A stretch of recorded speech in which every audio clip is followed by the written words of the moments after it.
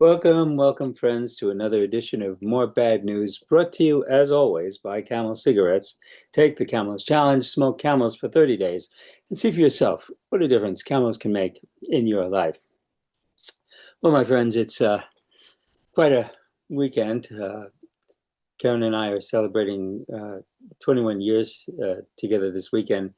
We met online in 1998, but it was a Memorial Day weekend in 2004 that I flew down to Georgia and spent the weekend with her, and the rest is history. So this is also the weekend of my brother Peter the Rabbi's birthday, and my brother Jeffy's Yortzeit. You mix in Memorial Day and Shavuot is coming up, and it's quite a weekend. And in honor of that, I have Karen got me a brand new linen shirt, which I hope you appreciate. I think it should help by my ratings. Anyway, it, the news just keeps getting darker and more terrifying and more brutal. I made the mistake this past week of attending a webinar organized by my friend Linda McFarlane. Linda is the director of Just Detention International. Just Detention evolved out of an organization that I started in 1977, the Committee to Free Russell Smith. Here, let me just show you this.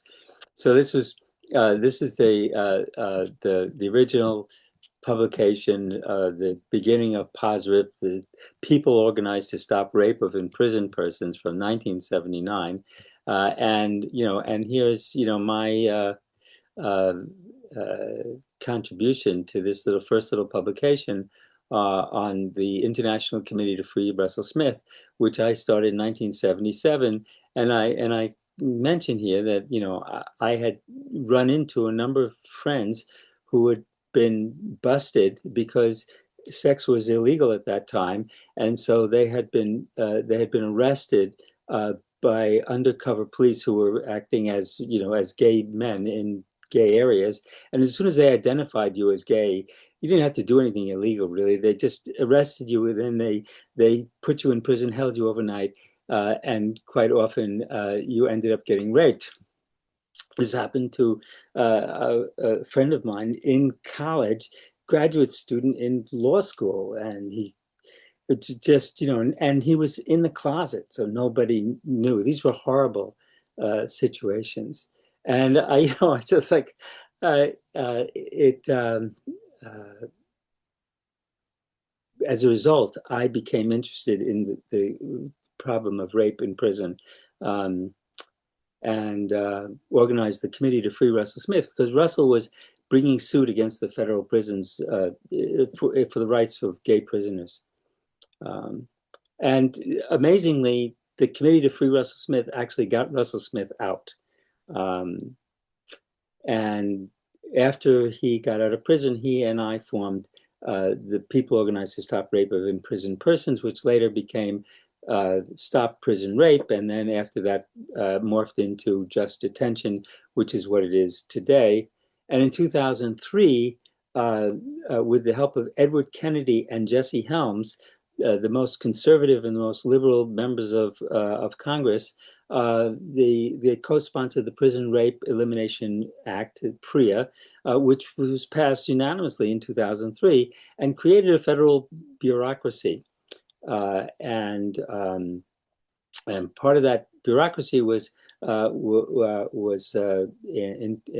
2024 led by Michelle Brain, who was one of the presenters at this webinar on sexual abuse in U.S. immigration detention systems and in El Salvador. So Michelle Brain was appointed in April 2024 as the Immigration Detention Ombudsman for the U.S. Department of Homeland Security, and 125 people worked under in her office around the country, and they had the rights to visit any prison or ICE detention center.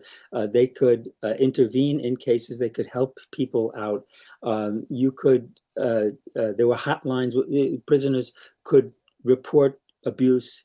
It was an amazing situation that had developed out of this long-term civil rights and human rights effort.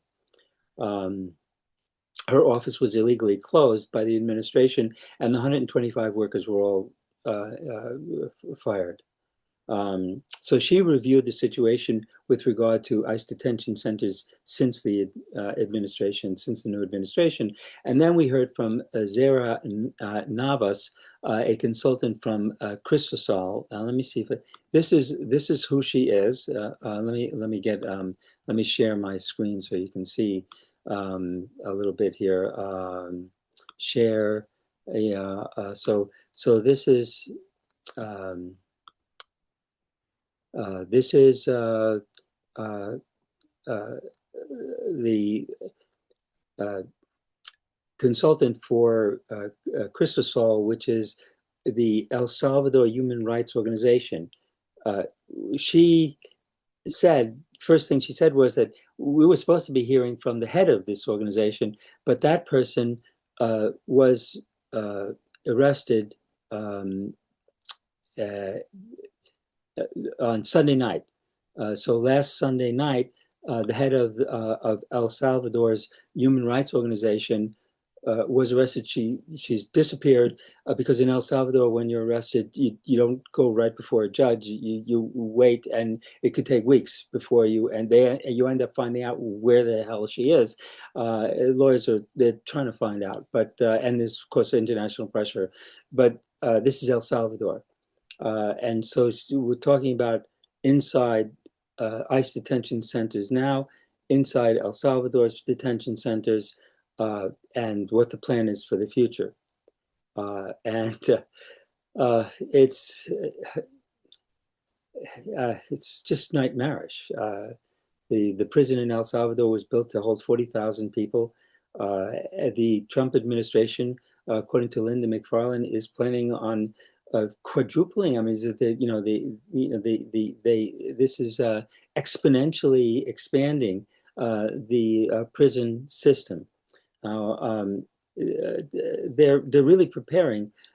She said that the new budget contains as much money as was spent on all of Homeland Security, and that would be FEMA and everything that Homeland Security, that much money they want to put in building new prisons, expanding the ability of the state to incarcerate.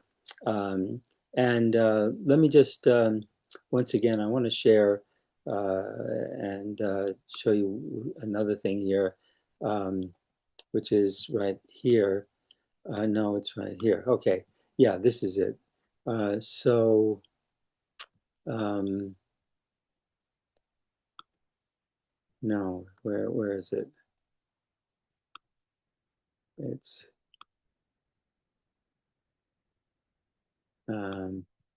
here.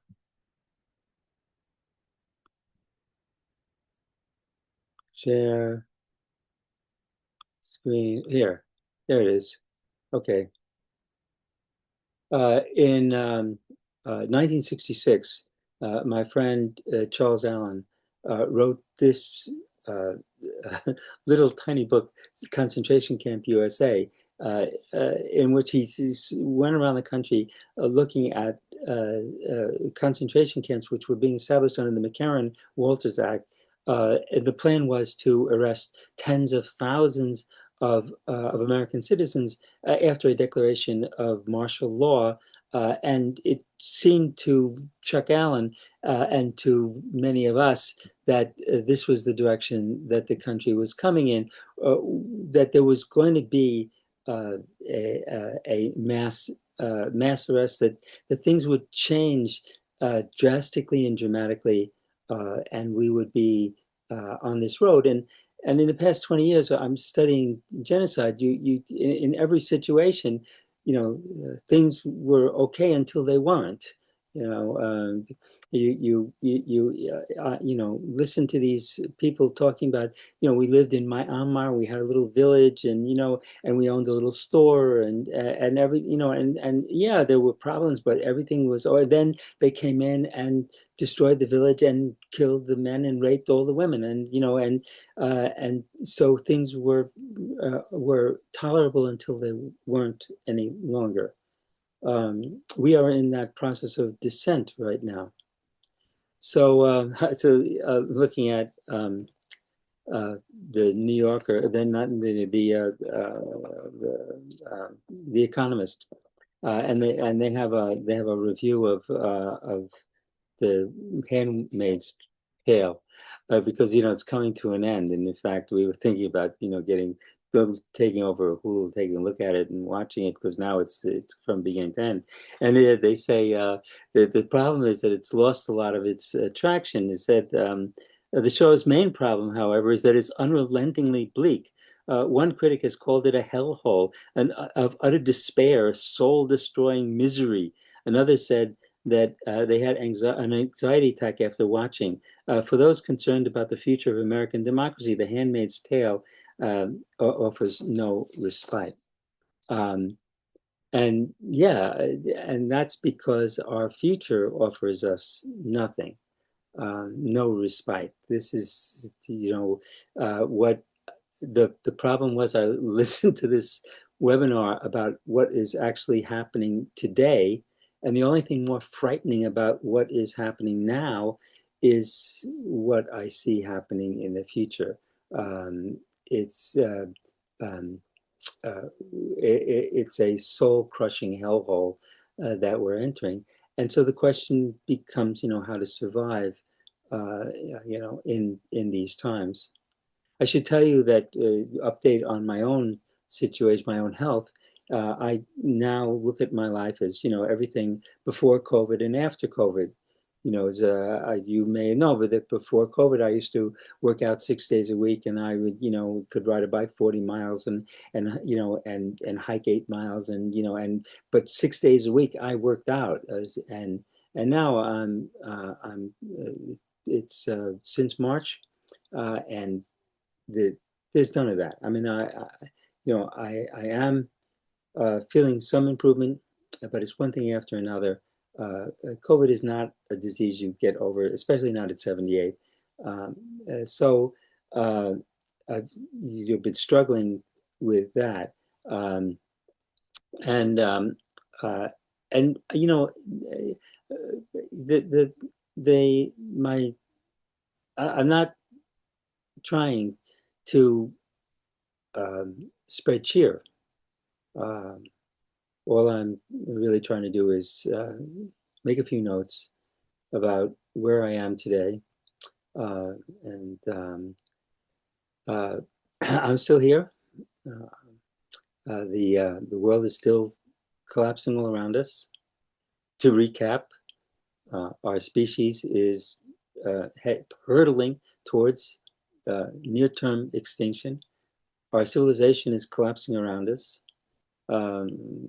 Our institutions, uh, it's amazing how fragile it all was, and how easy it was to dismantle institutions. And what we're sitting and waiting for now are the disasters to descend upon us. Um, the disease, the war, the climate.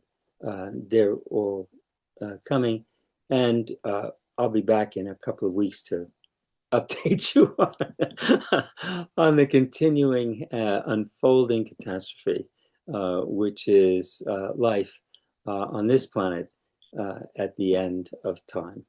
With that, never a better time to start your Camel's Challenge, and I'll see you next week.